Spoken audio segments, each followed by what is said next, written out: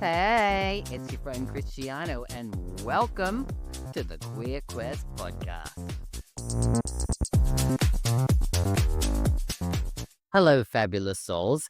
If you saw me now, strong, lean, consistent, you'd never guess that for most of my life, I was on a chaotic roller coaster with my body. And it wasn't just about food or fitness, it was about shame, queer shame, desire, escape, and then eventually transformation. So today, what I'm going to be doing, what I'm going to be sharing is my health journey. And the reason why I want to share it is because you think that everything's perfect if you just look at social media and images and all those things. But the truth is I've had ups and downs, yo-yos. I've been overweight. I've been unfit, unhealthy for majority of my life. And it's only been in the last couple of years that I really took my health and wellness seriously. And so today we wanted to share that because maybe you're somewhere along your own journey, or maybe you're thinking about trying to take the next step. And so I really want to talk about it because, like I said, it's not a simple process. It's something that takes time to evolve and for you to understand about nutrition and about fitness and about the things that actually hold you back and force you into some of these negative habits and patterns. And so today we're going to get into that. And so if you find value in today, which I really understand and hope and trust that you will, then what I'd love for you to be able to do to help the podcast get out to more queer audiences is to like, to comment, to share, to review, to subscribe, all the things that you can do there, possibly on the platform that you're listening to. Please do that so that someone else can hear this who might really need to take their next step on their health journey. So let's jump in and talk about me from around my childhood age, where it really all began. Really, my mum, amazing cook, the best food. I know a lot of people say that about their mum, but best food. She always cooked home cooked meals every single night. But we didn't know about nutrition. We didn't know about exercise. We didn't know about health awareness. Mom would cook a big meal. We didn't know about portion size. So it'd be eat what you like. And sometimes there was stuff where, I didn't like certain things and I had brothers and sisters and things like that. So sometimes it got a little bit complicated when it came to knowing what was the right things to eat. Of course, when you've got a bigger family, you're on the go, going from, school to after school activities to sport things in between, you grab quick snacks on the way or you go through the drive-through as well. And so I got used to also eating a lot of sugar, a lot of snacks. And then there was also the deep emotional eating. So I was a chubby kid. I was the smallest kid in my year, and I also was chubby. And I know it probably doesn't look like that because now I feel like I look a bit taller and slimmer, of course, and slender. But back then I was short and chubby. And of course, when it came down to being bullied, that was just another thing to add to the list of the things that I was bullied for. Now, of course, it was also a bit of a shield as well emotionally because, I could easily eat away my feelings. Of course, growing up and dealing with internalized feelings around being gay, being queer, being different, not understanding those things, being bullied severely. Food was my savior, and it was mostly sugary, sweet treats, whether that was chocolate, whether it was lollies, whether it was cakes and cookies or sodas. Those became my refuge, my friends, when I didn't have any, because I could always come home from wherever I was, grab a big bag of lollies and chocolate and some soda and hide away in my room, just watching movies and fantasizing and dreaming about possibly one day, maybe having friends, maybe like having a partner, maybe having a life, because I felt like I really wasn't living at all. So for me, food became a real comfort for me. It became something that I classed, like I said, as a friend because I got the dopamine, I got the sugar rush, I got all of those chemical things that really made me want to continue to eat them. So it became this bad habit. And because I wasn't exercising, again, that's where the chubbiness came into it. So really not having any healthy role models for fitness or body care. I didn't even get taught about, my own body, taking care of my own body and washing it properly because my dad wasn't really that kind of a dad in a sense. So I didn't know about it. And so for me, I tried to shave my own legs at a point, thinking that like I didn't like the hair. And instead of learning how to trim them, I shaved them off and then, got picked on again because I was a girl with no hair. So I didn't know about those things. And so again, it was just another layer of like not having the right role model around my exercise and fitness. Because my dad would work, he would get up, he'd take us to school, and he would be out of the house until 7, 8 o'clock at night. And so he'd come home, and we'd see him for a little bit. He'd relax, and then it would be another day. And he would do that 5, 6 days a week. Of course, we would do some fitness stuff when it came to like I was forced to play soccer. I hated playing soccer. And I kept trying to quit and quit and quit playing soccer every year. But I wanted to play tennis, and my parents said, you can play tennis if you stay playing soccer. So I had to do both. So I was doing that there. That was the fitness that I got was through sports there as well. And I was a fast little kid, so I would run around a lot. And I guess that kept me in a place where I didn't get too overweight. But again, I wasn't taught how to move. I wasn't taught how to eat properly. I was just taught how to cope. And I used food as a way to coping. And you can ask my mom or my family. I'm the type of person that when I like something, I'll eat a lot of it. If I hate something, you won't put a bar. I could be starving and I won't put it near me because food to me is like, yeah, all the senses, right? And if it doesn't tick one of those senses, then I'm gone. I'm done. I don't want it. So that's kind of the relationship that I had around food. And of course, when I got, like I said, bullied, was dealing with anxiety, depression, and hiding away, food became that comfort, especially sweet things as well. And of course, I'm someone who loves sour things. I also like salty things. So all of those things that maybe aren't necessarily good, the processed foods, that was me. And that would, like I said, me for years and years and years. And so I can imagine, and I know from speaking to so many out there, that there are so many queer kids or queer young adults who turn to food as comfort before they even know that they're trying to numb themselves, right? Because what it does, it really does help shift around an emotional state that you're in. Food does that, right? If you're feeling low, grab some food, boom. Grab some sugar, boom. Grab something and it shifts, right? So it's a great distraction and a great coping mechanism to deal with some of the internalized feelings and emotions, but to try to avoid them, to try to numb them. And that's exactly what it does, which is why, again, we have people who struggle with their weight because, again, they become emotional eaters. Now, that can be something that's taught by your parents, or it can be just something that you have taught yourself due to, like I said, the internalized world, not being able to feel like you can share or talk to other people about your emotions or what's going on.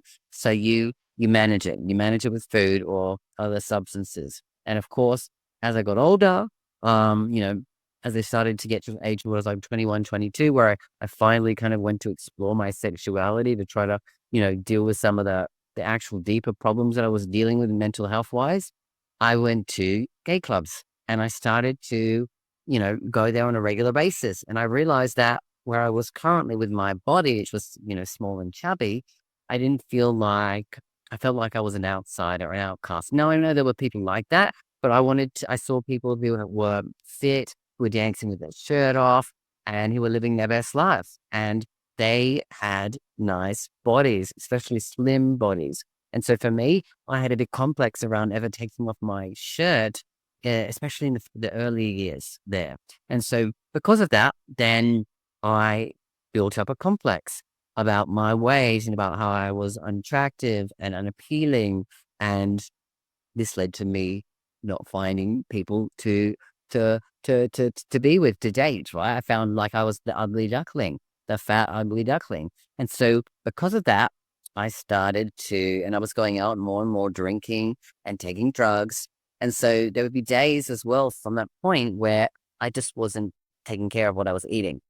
Really, most of the calories were coming through alcohol, really, is the truth. And there was some food, but not much. And so luckily, in a sense, luckily for what I felt at the moment was that I lost weight. I went from being like around 70 And in a few months, I went down to around 60 kilos. So I lost 10 kilos. And I went from being someone who was, like I said, short and chubby to being really quite super skinny, to the point where everyone was noticing and saying things. And to me, I was like, oh, of course, I'm slim. Like, that's a compliment. But some of them were saying in a way of like, what's happening to you? You've lost all this weight, doesn't look healthy. But I will only see certain things in the mirror and think that, oh, wow, this is what I was doing. Because, the mirror can fucking trick us, right? It can really play a disaster in our mind. We see something and we focus on this part or this part, and we see ourselves as fat or ugly or whatever, right? That's how we look. We see the wrinkle and we think we look old, whatever it is. And so, for me, that was a huge thing where people were saying all these things, but I couldn't see it because, again, it's hard to really get that outside look on yourself when you're with yourself every day and you're looking at the mirror every day. So it's really difficult to kind of go and see that, like, you had, oh my God, I went from here to here, because you're with your body all the time. Now, hey love, while I've got you, I want to gift you with something powerful. Something I wish I had when I was cracked open and crawling through the mess of heartbreak, shame, and that deep ache of, why am I like this? If you've ever felt like healing is this confusing, invisible maze where you're just surviving one emotional breakdown after another. If you've been wondering, is something wrong with me? I want you to know, you're not lost. You're not broken. You're becoming. Most queer people were never given a roadmap for healing. We were taught to hide, to perform, and to shrink. We've been gaslit by religion, erased by culture, and taught to just get over it. But healing isn't a straight line, especially when you're queer. It's not just about feeling better. It's about coming home to your queer, radiant, whole hour self. That's why I created the Journey to Queer Healing, a free guide that maps out the 18 emotional stages of queer healing. It's not just theory, it's your soul survival map. You'll see where you are, what's next, and what's possible on the other side of the pain. This guide has helped hundreds of queer people realize it's not just me. I'm not behind. I finally understand what I'm going through. Download the guide today. Let it remind you, your healing isn't random. It's divine. Download it now via the link in the show notes. Or you can comment guide on this video or on any of my socials, and I'll send it directly to you. And when you're ready to go deeper, join us for the Queer Comeback webinar. Let's make your healing sacred and make your comeback legendary. I'll see you on the journey. Time. Now, skipping meals, trying to be slim. I also dealt with a little brief period of bulimia where I forced myself to throw up at that point because I was so determined to lose the weight, to try to be slim, to try to fit in, to try to look good, to try to then be attractive to men. It was all this mental stuff that I went through, right? Like all of the shame around how I looked in my body. That didn't last too long because I've always had this awful thing about throwing up. I tried it for a little period and it didn't stick because I couldn't physically, it took me a long time to physically do the thing. And I obviously, of course, regret ever doing it, but I'm glad that it didn't go further because I've got other friends and I know a lot of people out there who struggle with bulimia and other eating disorders. And so I definitely know it's never, ever, ever the way to go at all. And if you're struggling with that, reach out for support, and it's a difficult thing to overcome. I've seen friends who have dealt with it for years and years and years and years, sometimes over a decade. And so if you need some support, that's why I'm sharing today about this health journey that I've been on to get to the best shape that I've ever been in my life. And it was done all through the most healthiest ways possible, which is something I'm super proud of. And I want to share that because, of course, I want to inspire people out there to make a change, to not have to struggle, to not have to go through the yo-yos, the ups and downs. I didn't want to be healthy at that time back then. I wanted to be hot. I just didn't know that those two things could actually exist together. Like I said, I was going out 4 or 5 times a week, there was a lot of alcohol and drugs. There was skipping meals. Like I said, trying my hardest to be slim, and dancing the night away. And, I got myself super, super slim. And so that happened. And then, you know, I really realized that this was not maintainable. I stopped going out as much. I mean, it took a little while. That went on for a couple of years for sure. But I went through this period afterwards. I was yo-yoing. There was still no exercise to the point of other than, the dancing and partying, but there was no like proper other exercise, going to the gym or doing any of those things. And so, after a couple of years of this really being too slim, I started to put on some more of the weight and realized that like I don't want to do the unhealthy things anymore. I want to focus on eating well and trying to do better, or just eating in general. And of course, for me at that point, still socializing or oftentimes going out for dinner, but oftentimes still having a drink. So there was this point where I was yo-yo years for at least 5, 6, 7 years. I was going up and down between the 60 to 75, even up at the highest. So I even put on a lot of weight at one point, to the point where I was 60, 75. You probably can relate to that yo-yo years where, you get put on a bit of weight, then you go to the gym, and then you lose the weight, and then you're partying for a period, and then you're doing these different classes, but you're not sure if this one's working or if you like it or if it's going to suit you. And then again, not really fully having the full nutritional awareness about things, because you get told all of this stuff from marketing, from the media of products, and saying like, you should have this, you should take that, you should have that one, don't have this, less of that, more of this. And they're all basically marketed by companies who are selling products to you. So they're trying to sell you into having their products. And they put certain things and additives, preservatives into the products that actually cause you to want to have more of those things, which then becomes an unhealthy habit again. So the companies who are selling, especially processed foods, they stick things in them oftentimes to keep you coming back to them, because there's this little dopamine hit that you get from it that makes you want to have more, which is why it's difficult. I was always the type of person that would like, if I had a big block of chocolate, I would start it and then I would finish it all. Same with chips, all those little things. I was never just, I'll have a couple.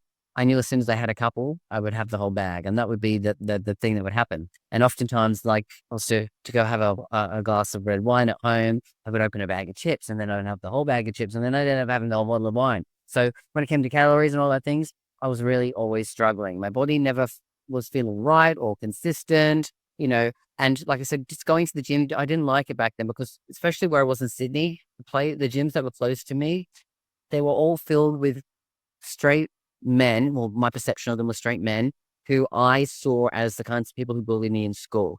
And so I had this big complex about going to the actual gym, because I felt unsafe and I felt triggered by unresolved trauma from those years I was really severely bullied. So I would avoid situations and places that would remind me of those things. And so eventually, like I said, I would try to do this gym, that gym, this class, that class, to try to find something that would stick. And then I eventually got onto F45.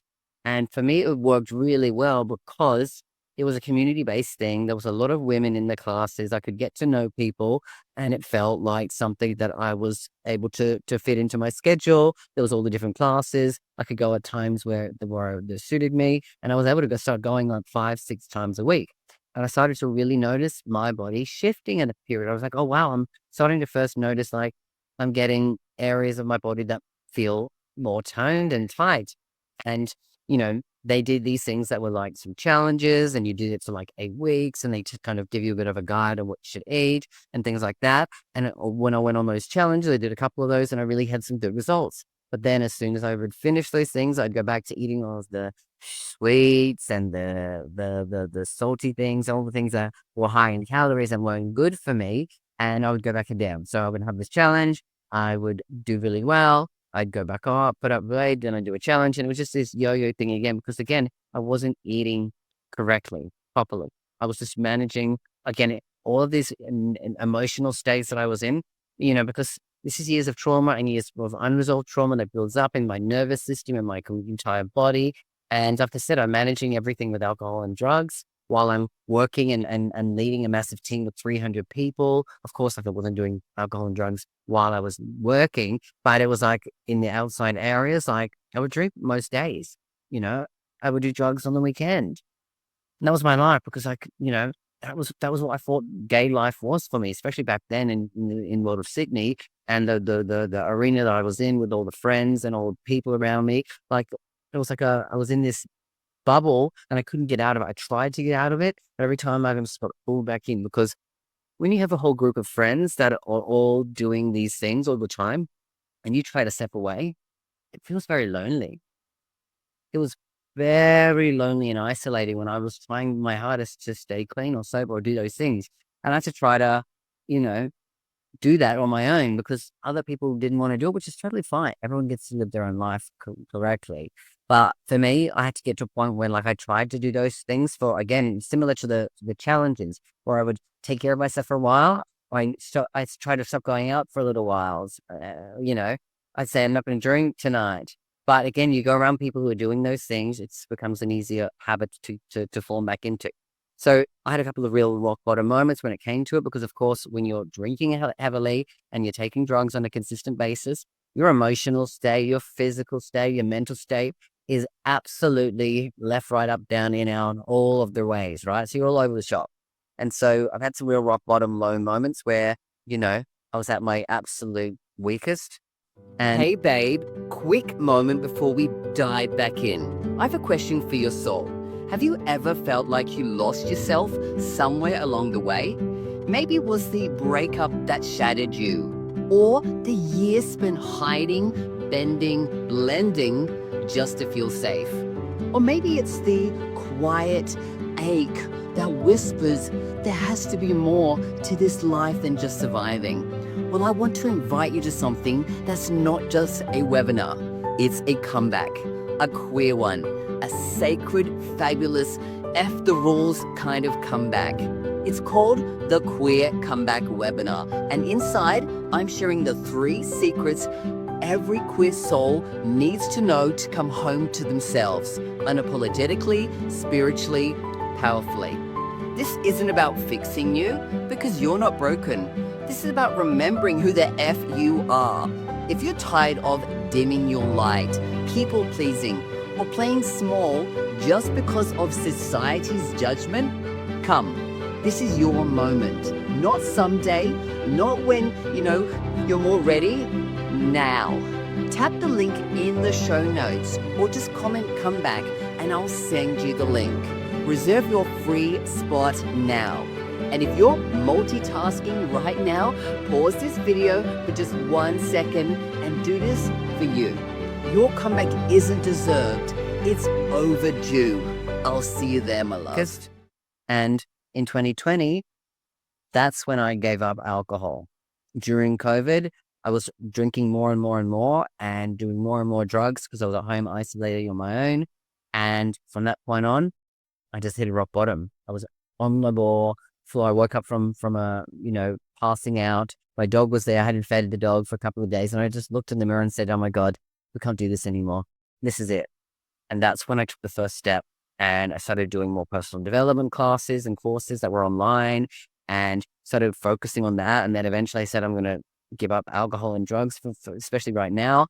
And that happened. And one thing else, whenever I started doing more and more fitness, I was out and about walking my dog at least, 4 or 5 kilometers every day. I was doing the F45 again. And again, I got myself back down to early 60s in weight, but super slim, super low body fat, like trim, eating well, trying to figure out like what to eat. I guess I don't think I was eating enough, especially enough protein, but I was trying to eat really like healthy. I was making smoothies all the time that were like, mixtures of proteins and things like that. Then I would have a big salad for lunch, and I try to then cook something out for dinner that had, vegetables and meat in it. And that would be kind of what I would stick to for the majority. I would still have my little sweet treats because I always had such a sweet tooth. But we did that and we got to a good place. And then we did the 75 hard challenge and got down to our place. And then, I'm getting through it. I'm, feeling in the best space mentally because, like I said, I'm growing, I'm healing. I was working on a lot of the stuff that I was avoiding through alcohol and drugs, and had to go through some of those difficult periods. And really felt like for the first time I was really properly in control of my health. And then, I ended up deciding throughout that period that it's time for me to really step into my coaching career, which had been formed over the past year or so. And I left my corporate job, the corporate job that I was in for, many, many years, where I had a huge team of 300 people. As I said, I was very well respected there. And I left and decided that I wanted to move to Bali during the end of COVID period, because I was enough of Sydney. I was done with it. I wanted to move somewhere else. And I'd been to Bali many times, so I moved over here.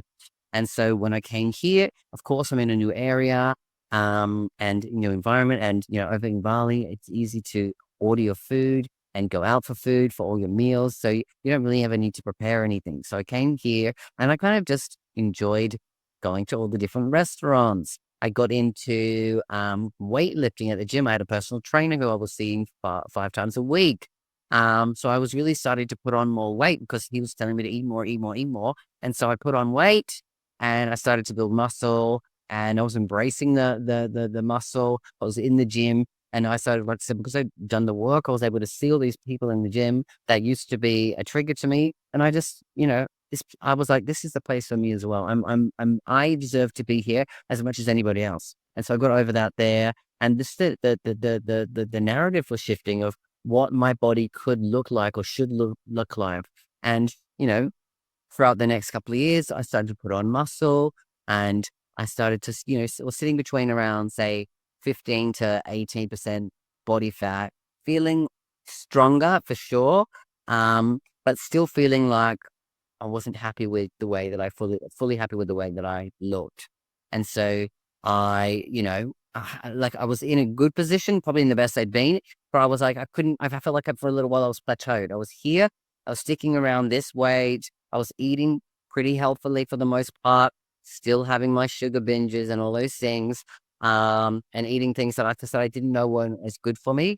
And that's when, about 2 months ago, I decided that I really needed to get into a program, to do something that I thought would be helpful to me, to see if I could take it to the next level. And it was called this Wild Fit Challenge, which they do through Mindbell. And let me tell you, it's been an absolute game changer for me. It's a 13-week program, and I'm currently in week 8. And what they do is, a lot of it's about understanding the psychological patterns of thoughts that you have around food, and why you eat certain things even when you say you don't want to, and then understanding the nutritional side of what's actually good for you, what you're putting into your body, what it's doing to you, and then kind of starting to cut things out. So each week there would be something that they would change on the following week. So they didn't say cut all these things out all at once. They just said, like, this week, first of all, just notice everything that you're eating, keep eating it, notice what your thoughts are before you're eating it, and just be aware of that. Then the next week it was start having a green smoothie in the morning. And if you eat fruits, eat your fruits in the morning. So before I was eating fruits, usually in the evening or afternoon after lunch. And what I found out was that, eating fruits, you need to eat them on an empty stomach. I didn't know this myself, because if you eat them after other food, and those foods are slower digesting, the fruits are really fast digesting. So they can get stuck in the digestive system, and they can start to ferment, and they can actually do bad or worse things for you. And you don't necessarily get all the great nutrients out of them. So when you eat them in the morning on an empty stomach, they go straight through all of your colon, all your digestive system, and they actually pull out some of the muck, the toxins, and help clear you out. So having the green smoothie and having the fruits in the morning really was a big shift. Then next of all, you start cutting out refined sugar. That's when it started to get a little difficult, right? We're cutting out all the refined sugar. And anyway, I followed it. I stuck to it. The next week, it was cutting out dairy and carbohydrates, because they're trying to get you to a place where your body is starting to use itself on sugar, on fat instead of sugar. So carbohydrates turn often into sugars in the body, glucose, and dairy is just not good for your body at all. And I realized how bad it was as I was watching the videos and understanding about it. So I cut out refined sugar, I cut out dairy, I cut out carbohydrates. And then for a short period of time, I cut out caffeine and alcohol and nicotine. Well, alcohol and nicotine, no problem, but I'm the type of person that loves a daily, um, iced cappuccino with almond milk. And so that was hard as well. But they're trying to, again, stop using all these other substances and things for fuel for your body and just work off entirely off of the body fat that you have. Not so that you can get rid of all your body fat, but because what happens is when you do this, because the next thing after we did that was cutting out actually the fruits. We took out anything that had any sugar in it. And now I'm currently just eating proteins and vegetables that don't spike it. And then my body now fuels itself off of fat. So what it does is this goes into a deep detox period where, like I said, your body's releasing all of these fats. And what happens is our body, when we have toxins or things that come into our body, they actually get stored in the fat, and that protects it from going in deeper into the body and doing damage to us. So for years and years and years, you can have these toxins that are stored in your fat, protecting it, but they're just sitting in your body. So what you do is by eating stuff that is high in fats, like, olive oil, avocados, nuts, things like that, you are, of course, getting fats in your body. You're getting protein into your body, and you're getting the fiber, the vegetables in there as well. So it comes through and does this kind of like a detox because your body's fueling off of those other fats, and the toxins are going out of your body. Now, for me, I had things where I was getting some skin rashes, which was normal. I was losing weight, and I was also having really, really, really low energy days. And then I was also getting all this mucus coming out of my eyes. Now, all sounds terrible, but this only went on for like maybe a week maximum. And all of the toxins that were stored through the body released from my system. And I lost body fat. And now I'm, again, at the best shape of my life. And I went from, like I said, sitting between that 15 to 18% body fat. And I did just before, the program started, I did a body fat test, and I was about 14.7%. So I went from 40.7%, then I initially went down to 11%, and then now I'm down to 9%. And I do another one at the end of the week to see where I'm at. So massively dropping that there. And all throughout this, I started to get further into cardio. So I'm now was able to run 10 kilometers in under an hour. I now am able to lift more consistently, have better energy when I'm doing it, because my energy is not fluctuating and spiking because of sugar intake or from caffeine. It's solely just being done off of fat, which is a more neutral level of energy. So at the moment, I'm eating clean. I've got real deep energy, and I've got sustainable strength, which has been a complete game changer for me. And this is linking me to my emotional strength and mindset, because I also did a detox emotionally. I was actually quite emotional, and I'm someone who rarely cries, but on the weekend I was crying. I was tears having emotions come out, because again, our body stores things like emotions through our nervous system and in the body as well. So as we're releasing the toxins, we're also releasing some of these chemical emotional states that we have, and that can lead to, I said, feeling low energy. It can lead to you feeling upset and crying and whatnot.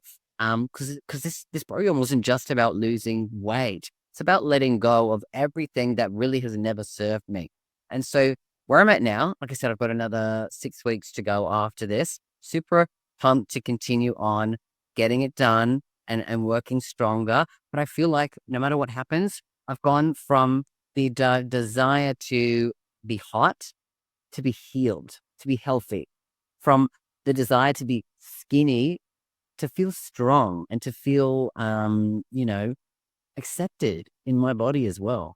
To go from chaotic eating to consistency. I know what I'm eating majority of the day when it comes to, having stuff in the morning, having stuff at lunchtime, and having stuff at dinner as well.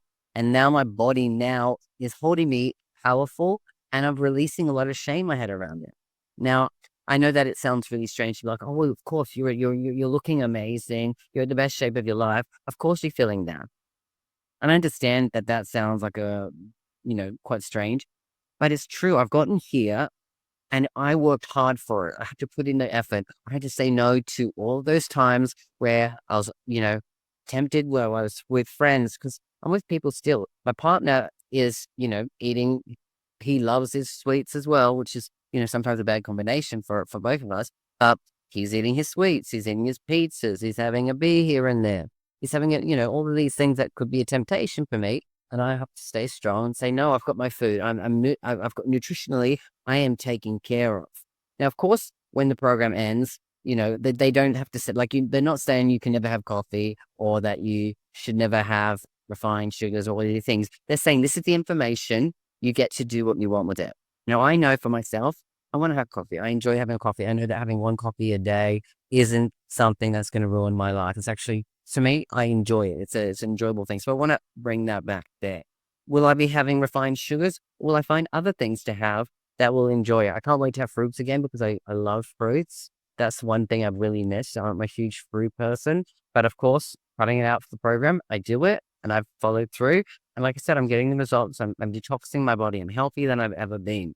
And why I'm saying this to you is because I know that there are people out there who are listening to this right now who are struggling with their health, you know, who are struggling with emotional eating, who are struggling with, you know, eating disorders or things like that, or trying fitting into a norm of how society or gay culture is forcing you to look. Because I know that when I look at the numbers, over 85% of people struggle with body dysmorphia or body image issues. And really why I want to share this today is because it doesn't have to be that way. When we start doing the work, we start doing the healing work and really understanding and learning and growing, like I said, getting more knowledge about the nutrition and the things and the marketing of all of these products that the food industry has been trying to sell us, which is actually probably half of it's not even food. It's really just no nutritional value at all. And they use strong marketing techniques and back it up with paid research that they pay people to do to get the outcome that they want so that they can then market it to you so you buy it and they make money as well. You know, healing is supposed to be holistic and health is supposed to be sacred. And you don't need to punish your body to love it. And you don't need to follow heteronormative gym bro culture. You know, every weight that I've been lifting, every rep that I've done, every meal that I've chosen with love, it's been a rebellion, a revolution, a coming home. And so, really, guys, I'm inviting you right now to reflect on your own health journey. How has it been for you? You know, what has been the struggle that you have had? Has it been to fit into the mold of looking super amazing and fantastic in your body and doing some things that are maybe unhealthy to get there? Or is it that you're doing the opposite? You're emotional eating and you're struggling with, you know, losing weight or maintaining it, or you're intimidated by going to the gym like I was as well. You know, I really want to say that, like, you know, we do, like, when it comes to Queer Quest Pro, the company, the program that I run for people in the queer community, we focus on everything holistically. So we look at your physical body and health. We look at your, your mental state, your emotional state, your spiritual state.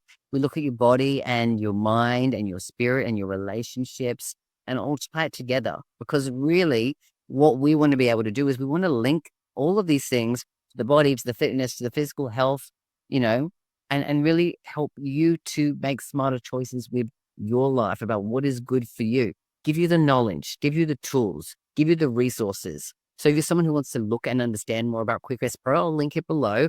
You can also have a look at the Queer Quest. It's called the Queer Comeback. It's my webinar. It's free. I'll link it below. And we talk a lot about doing the 3 key secrets that are going to help you as a queer person to heal, to grow, to transform, to get the knowledge that you need to actually take a step forward in all 12 aspects of life. All 12 aspects of the queer wellness wheel of life. So if you want that, again, I'm going to link it below. You can check it out. And if it's the right thing for you, then great. And I look forward to seeing you live on the webinar. If not, cool. Otherwise, I think I've given a lot of background here. And I want to know if there's some questions that you have. If you've got a story to share with me, you know where you can find me. Comment below. You can reach out to me across all social media platforms. I'm quite easy to find.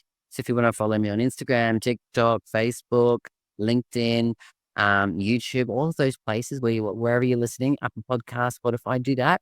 Ask your questions, send me your stories. I get back to everyone. I love hearing from you all.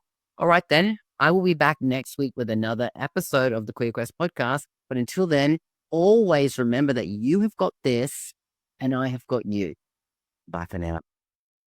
Hey, love, before you go, I need to tell you something important. You weren't meant to do this healing journey alone. You were meant to figure out your queer identity, your purpose, your healing, your worth in silence. So if you've been listening and thinking, I'm ready, I want to transform, I want to live fully, I just don't know how, this is your sign. This is your queer comeback. Welcome to Queer Quest Pro, a revolutionary 12-month journey of queer healing, growth, and transformation in every area of your life, from your mental and emotional health to your spiritual connection, purpose, finances, identity, relationships. This is your full circle evolution. We guide you month by month through the queer wellness wheel of life with workshops, live coaching, quests, rituals, and a global community of queer souls rising together. It's the place for woke queer humans who are ready to rise unapologetically. Because healing is hard, but healing in community, that's sacred. And baby, you deserve sacred. Are you ready to live a life that actually feels like yours? Click the link in the show notes to join us now. Doors are open. We're waiting for you inside. This is your comeback. Don't miss it.